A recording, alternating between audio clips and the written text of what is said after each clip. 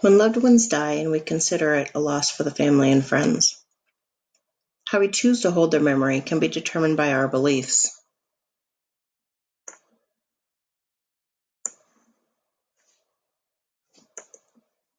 For some, it can be as simple as keeping their ashes in home, small memorial items that remind us of that person, or the ability to visit them at their grave. But what if the loss isn't a living, breathing individual? What if the loss is that of a town or city? The idea of lost cities from a disaster or economics is devastating for everyone involved. For this presentation, I will cover 4 photographers that decided to visit a few lost cities to keep them in our memories.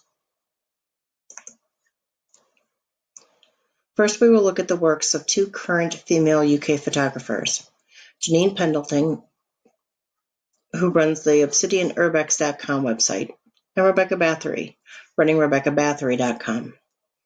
Both ladies have traveled all over the world, with Bathory's travels being more extensive, with visits to Japan, India, to the Varanasi cremation fire, and Indonesia. I chose to use Pendleton and Bathory together because they did cover the same place, but for the purpose of the presentation, I'm using different works from different places. Pendleton photographed Chernobyl, Pripyat. Bathory photographed Fukushima. Both of these places held the top level 7 nuclear disaster in their day.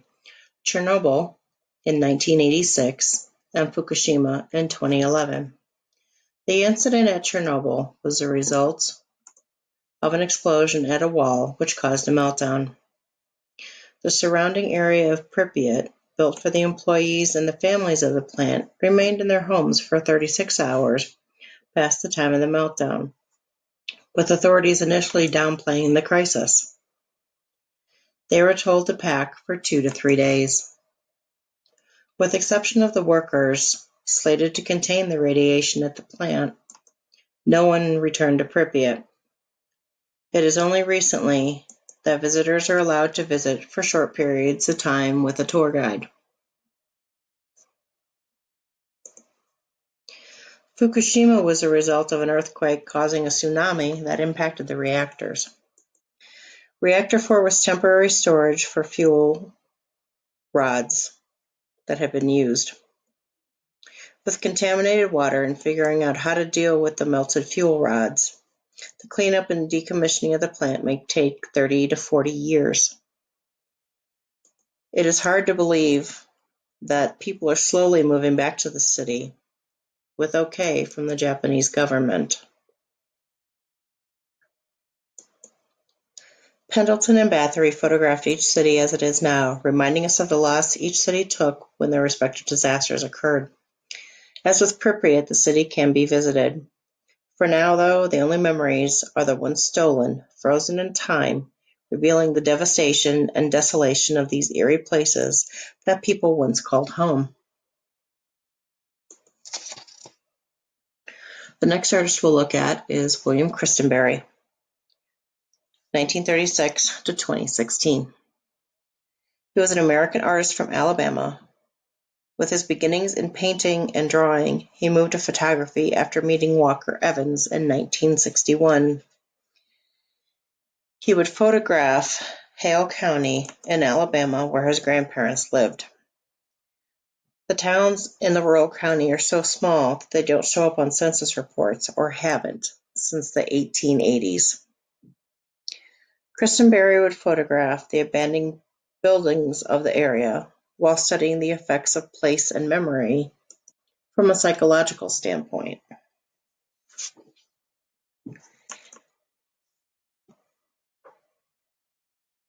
His images are vivid colors while describing the loss of businesses, homes, and churches from a visual perspective.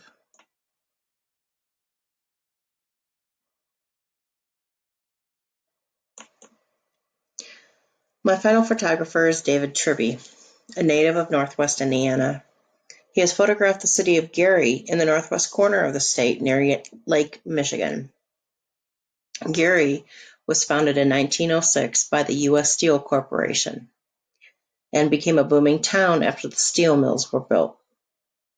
In the mills were a great opportunity for work, which then brought the immigrants and African Americans. During World War II, the women began working in the mills.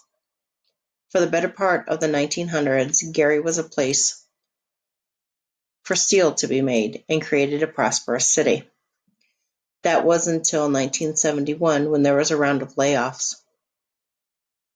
There had been a hiccup in the American-made steel at that time, foreign steel makers. Over the next decades, the decline in the steel industry hit the area hard. In 1970, there were 32,000 steel workers.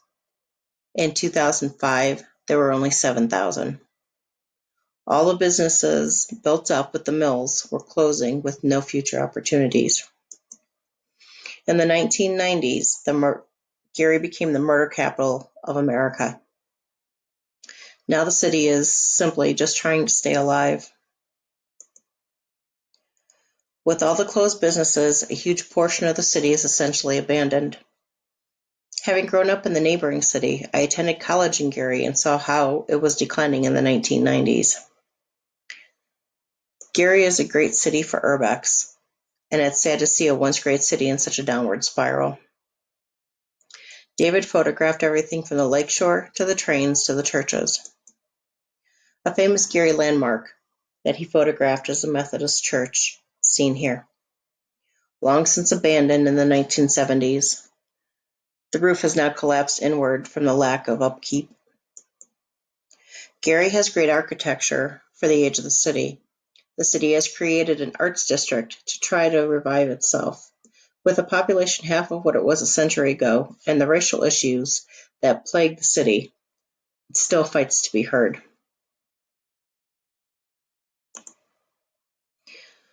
Some cities are a complete loss. They will never have their people again. Others just try and survive. Now the only memories are images by urbex photographers showing us what once was and is no more.